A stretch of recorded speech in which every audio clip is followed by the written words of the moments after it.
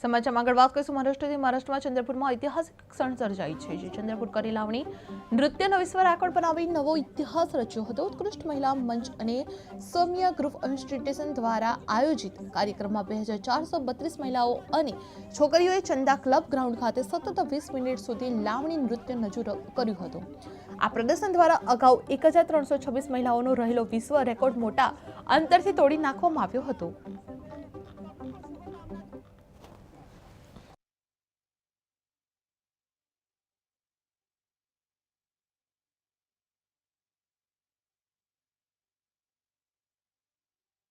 आज